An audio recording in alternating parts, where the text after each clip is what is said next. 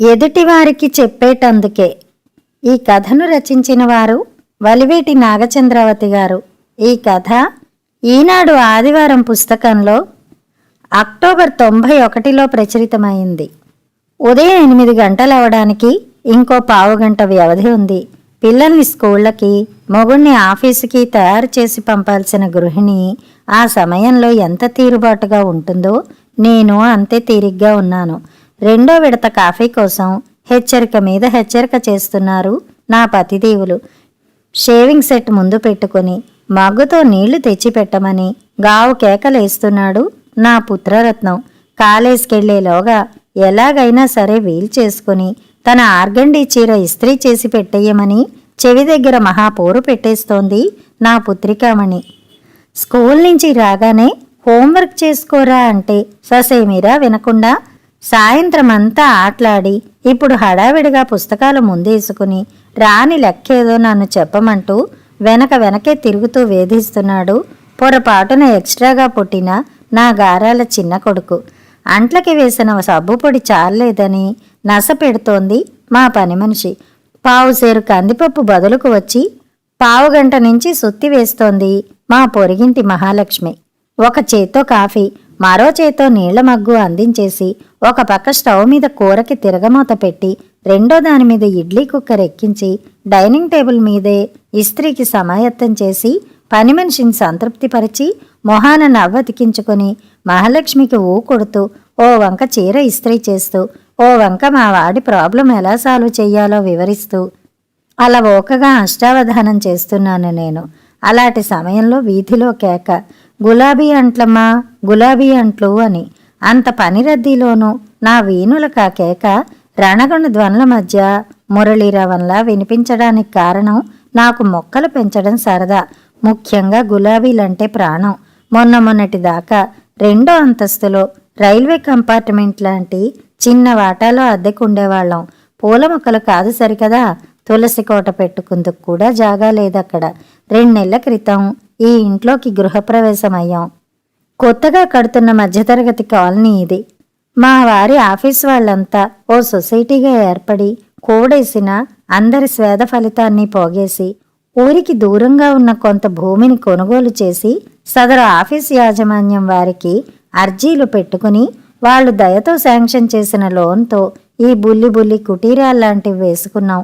ఇల్లు సామాన్యంగా ఉంటేనే అది పూర్తిగా మా సొంతం, అది తృప్తి. ముఖ్యంగా నాకు ఈ ఇళ్లల్లో నచ్చిన అంశం చుట్టూరా బోల్డ్ ఖాళీ స్థలం ఉండడం. నా కరువు తీరా ఎంత తోటైనా పెంచుకోవచ్చు. ఇప్పటికే మా పిల్లలు పెరట్లో ఆకుకూరల విత్తనాలు, కాయగూరల విత్తనాలు మళ్ళు కట్టి చల్లారు. సందువైపు పడగ్గది దగ్గర నైట్ పీను, వీధివైపు ప్రహారీ గోడ దగ్గర పారిజాతాలు, పొద్దుతిరుగుడు మొక్కలు మా అమ్మ ఎక్కడినుంచో సంపాదించి పాతేసింది.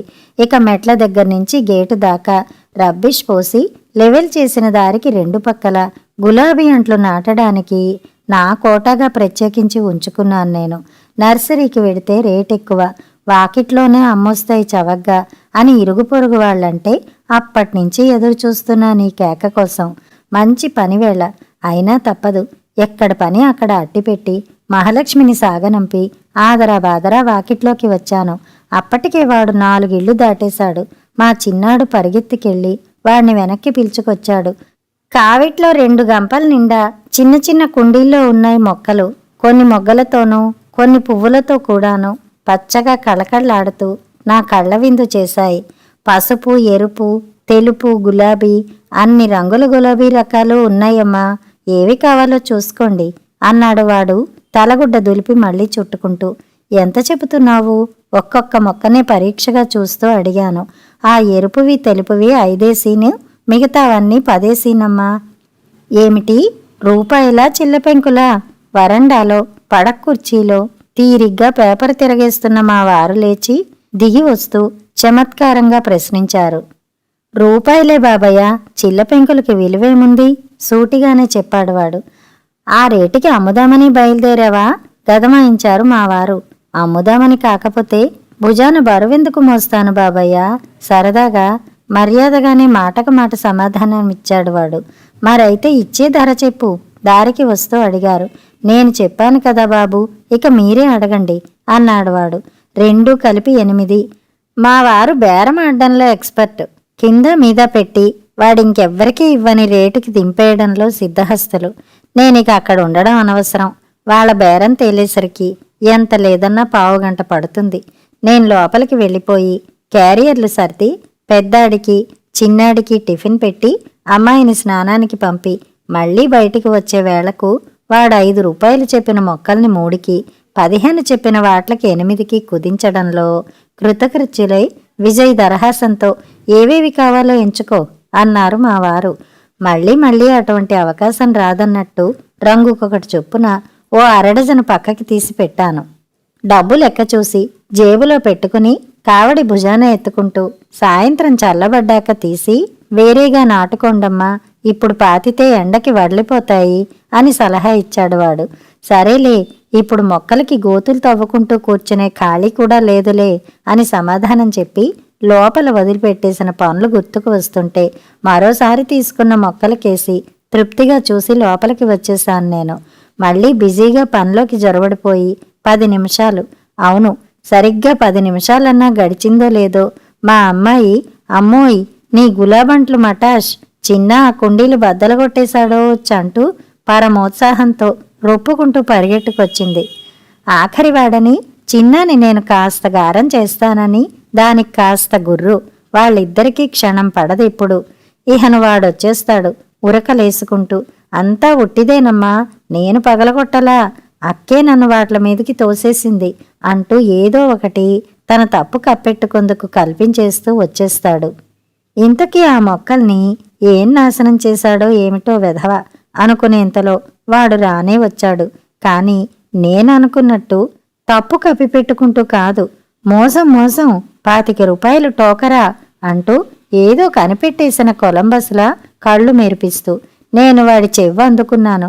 దుడుకు వెధవా, వాణ్ణి తగలబెట్టింది చాలక మళ్ళీ ఆ అరుపులేమిటి అన్నాను కోపంగా. అది కాదమ్మా, అంతా దగా అంటే వినవే, రా నువ్వే చూద్దుగాని నా నుంచి చెవు విడిపించుకుని ఆ చెయ్యి పట్టుకు లాక్కుపోయాడు వాకిట్లోకి వాడు. అక్కడ కళ్ళబడిన దృశ్యం ఏమని చెప్పను. ఒక్కొక్క కుండి ఢమాల్మని పగలగొట్టేస్తున్నాడు మా పెద్దవాడు సీరియస్గా. వాట్లో ఉండే మట్టంతా పెళ్లగించి పరీక్ష చేసేస్తున్నారు మా శ్రీవారు. అయ్యో అదేం పనండి, అలా మట్టి విడదీస్తే మొక్క బతకదండి లబలబలాడుతూ దగ్గరకు పరిగెత్తాను నేను. విడదీయకపోయినా ఇవి బతకవలే తాపీగా అంటూ పక్కన పడేశారు వాటిని మా వారు. అదేమిటండి నా ఆత్రం. విరిచిన కొమ్మలకి వేటివేళ్ళలో చుట్టి ముంతల్లో పెట్టుకొచ్చాడు వెధవ. కొమ్మ వేళ్లకి వేళ్ళు వేరే తీసి చూపించారు మా వారు. నిర్ఘాంతపోయాను నేను. మా పెద్దాడు చటుక్కున షర్టు వేసుకొచ్చాడు. వాడెళ్ళి 10 నిమిషాలు కాలేదు. ఎక్కడికి పోతాడు, ఈ చుట్టుపక్కలే ఎక్కడో ఉంటాడు, దొంగ వెధవని లాక్కొస్తానుండు అంటూ సైకిల్ వేసుకుని రివ్వును వెళ్ళాడు. టోపీ పెట్టెళ్ళిన మోసగాడు చుట్టుపక్కల తారాట్లాడతాడా మన పిచ్చిగాని అనుకున్నాను గాని మా వాడు అసాధ్యుడే అన్నట్టుగానే సాధించుకు వచ్చాడు. ఎక్కడ పట్టుపడ్డాడో గాని పావుగంట తర్వాత ఆ మొక్కలవాణ్ణి చొక్కా పట్టుకుని దాదాపు ఈడ్చుకొచ్చాడు. ఆ తర్వాత జరిగిన ఆగం అల్లరి చెప్పతరం కాదు. మా వాళ్ళ అరుపులకి వాడి దీనాలాపాలకి చుట్టుపక్కల వాళ్ళందరూ మోళివాడి డప్పు శబ్దం విన్న పౌరుల్లా బిలబిల్లాడుతూ మా ఇంటి ముందు గుంపుగూడిపోయారు. మా వారు గొంతు పెంచి మహావేశంతో వాడు చేసిన దురాగతాన్ని గులాబీ కొమ్మలు వేళ్లు ఎత్తి చూపిస్తూ సాక్ష్యాధారాలతో వాళ్ళకి వివరిస్తుంటే మా పెద్దవాడు వాడి మీద ముష్టిఘాతాలతో కాలి తాపులతో వీరావేశం ప్రదర్శించసాగాడు. చుట్టూ మోగిన ప్రేక్షకులు కూడా మా వాళ్ళకే సపోర్ట్ ఇస్తూ రకరకాల వ్యాఖ్యానాలు చేయసాగారు. ఇలాంటి నా కొడుకుల్ని తేలిగ్గా వదలకూడదండి, తీసుకెళ్లి పోలీస్ స్టేషన్లో అప్పగించి రండి అని ఒకరు, మళ్ళీ జన్మలో మర్చిపోకుండా ఏ చెయ్యో కాలో విరిచి పంపించండి అని మరొకరు సలహాలు పారేస్తున్నారు. ఇంకొందరు ఒకసారి ఇలాగే అంటూ గడిచిన గాథల్ని తవ్విపోసేస్తున్నారు సమయం దొరికిందే చాలని. మరికొందరు ఉత్సాహవంతులు ఇంకాస్త ముందంజ వేసి తమ చేతుల్లోనూ వాణ్ణి టపటప వాయగొడుతూ శౌర్యాన్ని చాటుకోవడమే కాక కొట్టండి, చంపండి, మక్కెలిరగొట్టండి అంటూ వీరాలాపాలతో మా వాళ్ళని ప్రోత్సహిస్తున్నారు. దాంతో ఇంకొందరు వాళ్లతో జత కలుస్తున్నారు. 25 రూపాయలు నష్టపడిన అక్కస లోపల పనిచేస్తున్నా వాణ్ణి అంతలా కొట్టడం సమంజసం అనిపించలేదు నాకు. నేను వాళ్ళని వారించబోయాను గాని లోకంలో ఉన్న చెడునంతా కడిగేసే ఉద్యమాన్ని అప్పుడే చేపట్టిన వారిలా ఉద్రేకంతో పూనకమొచ్చినట్టు ఊగిపోతూ నన్నసలు పట్టించుకోలేదెవరు.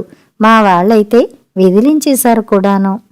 పాపం ఆ కాసేపట్లోనే మొక్కలవాడి చొక్కా చిరిగిపోయింది, పంచె పేలికలయింది, పెదవి చిట్లింది, ఒక కన్ను చెంపలు వాచిపోయాయి. వాడు తన్నే వాళ్ళ కాళ్ళు పట్టుకుంటున్నాడు. తప్పైపోయిందయ్యా, ఇంకెప్పుడిలాంటి తప్పుడు పనులు చెయ్యనయ్యా అని చెంపలు వేసుకుంటున్నాడు. నన్ను వదిలిపెట్టండని వేడుకుంటున్నాడు. వాడి దీనస్థితికి నా మనసైతే కరిగి నీరైంది. పట్టనట్టుగా ఊరుకోవడం నా సాధ్యం కాలేదు. సంకోచం వదిలేసి అందరి మధ్యకి మళ్ళీ వెళ్ళాను.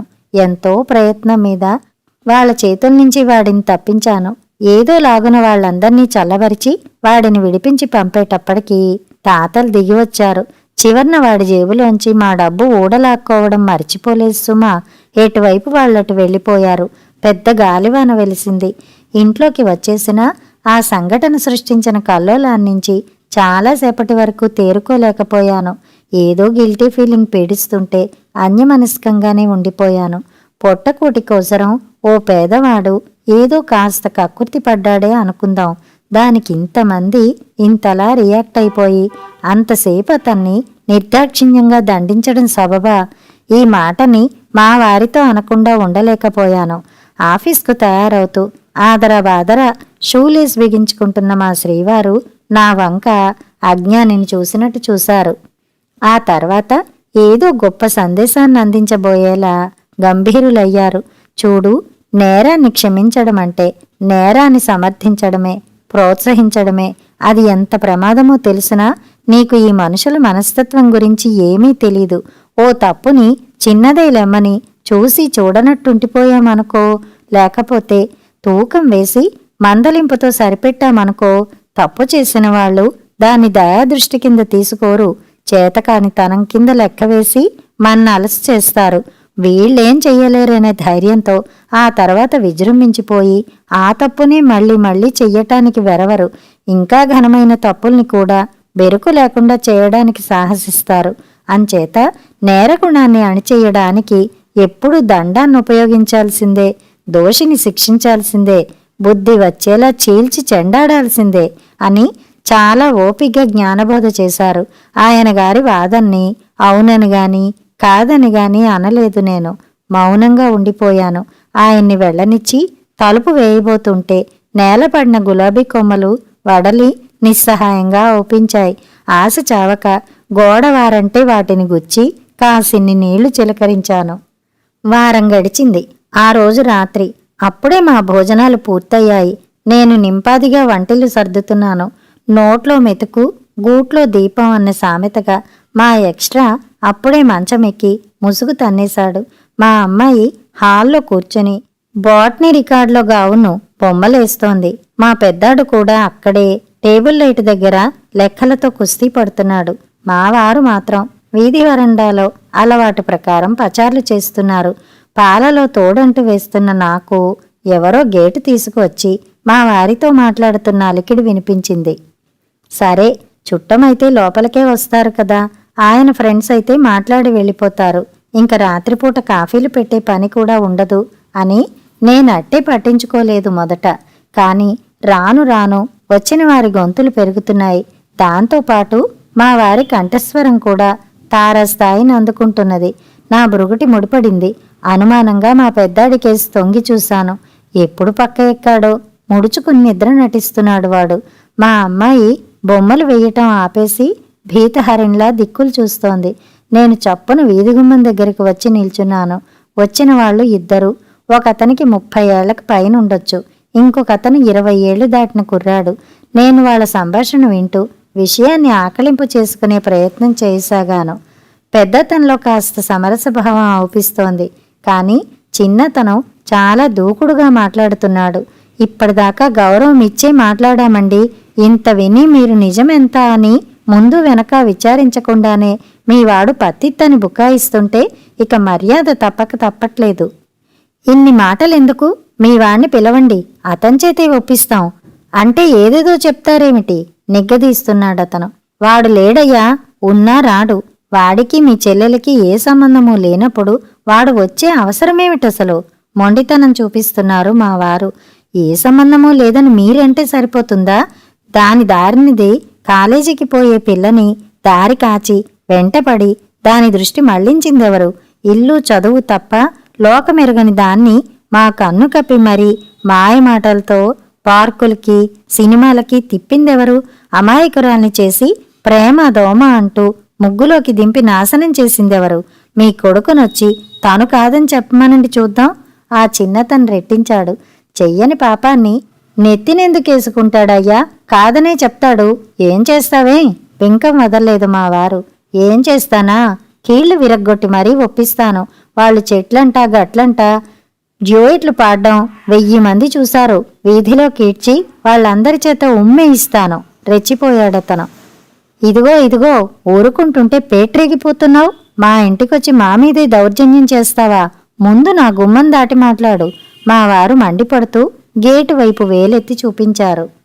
నువ్వుండరా? పెద్దతను చిన్నతన్ని ఒక్కడుగు వెనక్కి నెట్టి ముందుకొచ్చాడు. చూడండి మూర్తిగారు, మా తమ్ముడిది తొందరపాటే. మీరు 10 మందిలో అవుననిపించుకుంటున్న పెద్ద మనుషులు నిజానిజాలేమిటో 2 వైపులా పరిశీలించి న్యాయం చేస్తారనే ఆశతో అర్థించడానికి వచ్చాం గాని దౌర్జన్యానికి కాదు. మీరు మా పరిస్థితి గమనించండి. మేము సంప్రదాయం కల కుటుంబీకులమే. దారి తప్పి నడిచింది మా చెల్లెలు, మీ అబ్బాయి ఇద్దరూ కలిసే అయినా అల్లరయింది మా చెల్లెలు. తల వంచుకున్నది మేమూను. మీకు ఆడపిల్ల ఉంది. పెద్ద మనసుతో పక్షపాతం లేకుండా పరిష్కారం చెప్పండి దయచేసి అంటూ మా వారి చేతులు పట్టుకోబోయాడు.